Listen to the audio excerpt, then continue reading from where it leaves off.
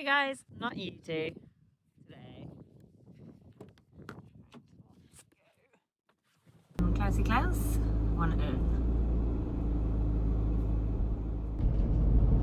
Morning everybody and welcome back to my channel. As you can tell, I'm driving. We are heading off on our way to Dartmoor. I've got lovely Klaus in the back and it's his first time he's going up onto Dartmoor, so it's very exciting.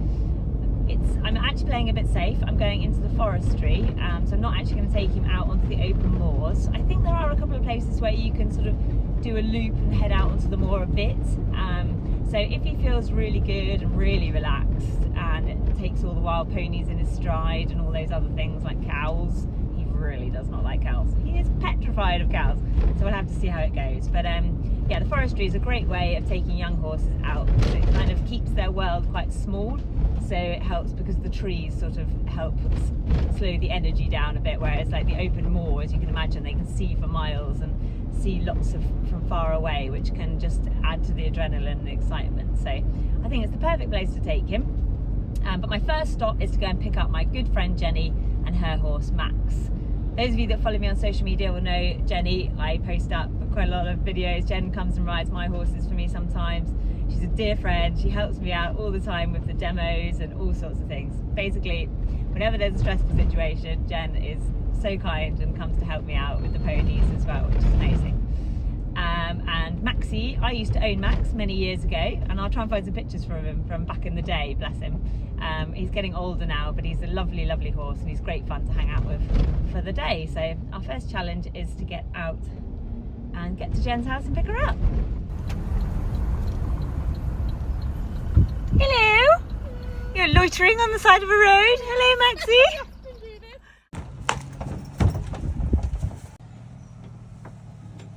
Dartmoor is a vast wilderness in the southwest of England, covering over 950 square kilometres of rugged moorland, granite, tors and ancient woodlands. But of course my favourite part is the Dartmoor ponies. They've roamed the moors for thousands of years, with records dating back as far as 1012 AD, so they know these moors pretty well. We found a great car park, really nice and shaded under the trees for the horses. So it was now time to get the horses out of the trailer and tacked up, ready for our ride on the moor. My first smile of the day was when I opened the door and put down the ramp, and I could see that Klaus was very relaxed. He hadn't got sweated up or excited travelling along. So this is a great start for any young horse.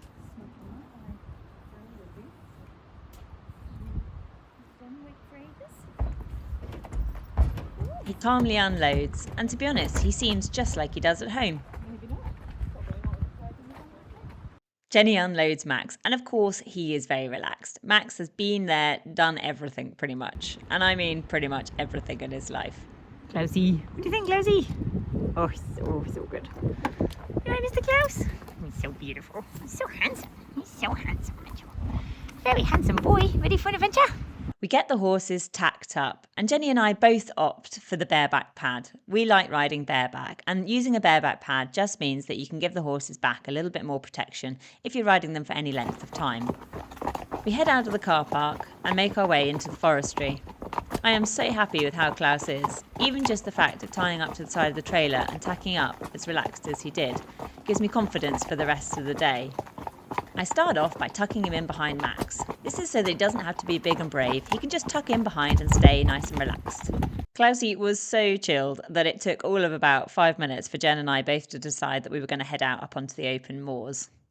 Dartmoor is a designated national park and one of the last true wild places in southern Britain.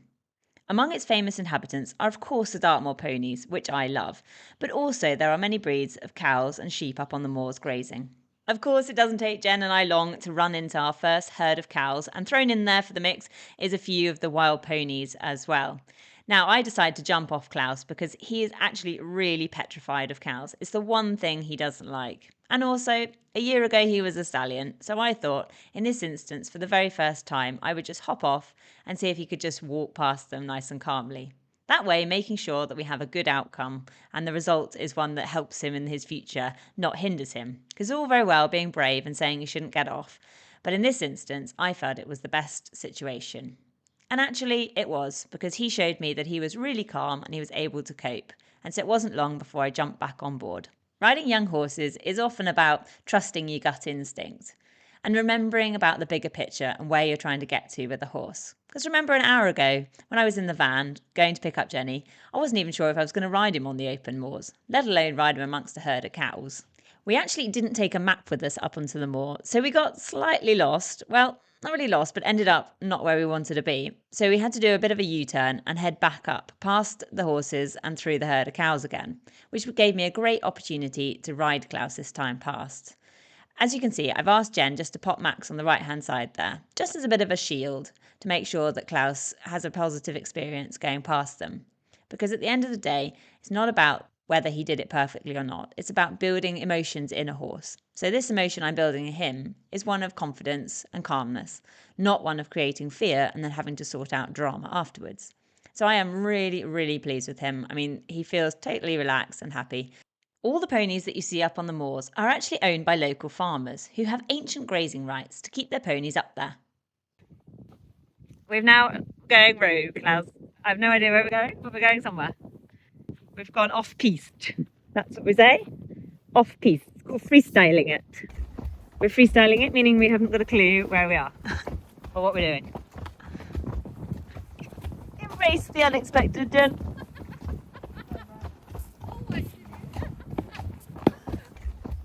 Before we got completely lost, we decided that it was best to head back into the forestry and try and make our way up onto one of the tors. A tor is a natural rock outcrop made of granite, formed over millions of years by the erosion caused by the weather. They're one of Dartmoor's most distinctive geological features. They are the most amazing viewing platform from on the back of a horse. You can literally see for miles.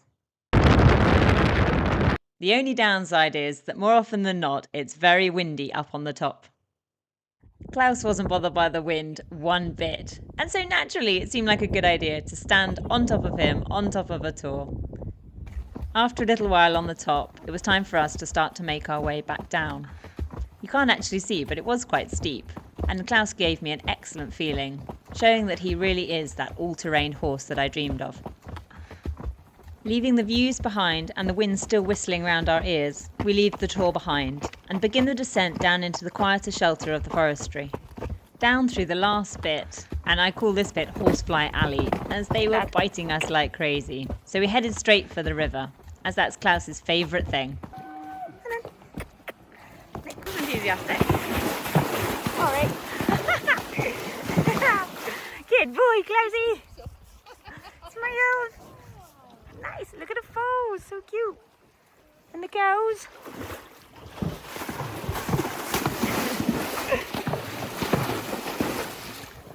Yeah, man. After a good splash around in the river, which Klaus clearly enjoyed, we headed back. This time he led past the wild ponies. What a weirdo. I think this has been the most fantastic first adventure for Klaus. I really feel like I've got to know him a bit better as well.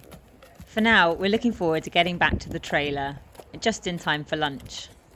Nothing tastes better than a sandwich after a windswept Dartmoor adventure. Or a hay net if you're a horse.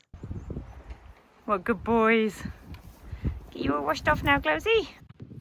Jenna's taken over my horse as well. She's decided that you're spending far too long faffing around, trying to find things, put things away.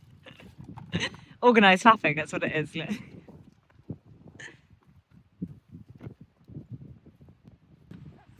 The treat of all treats. The snack of, oh God, oh gosh, oh God, oh gosh. Oh good, be sensible. Well done.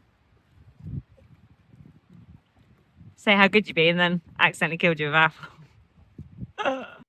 After sorting the horses out and putting our stuff away, Jen and I sat down to have lunch. Now part of this is just a nice thing to do, but also it's part of training Klaus.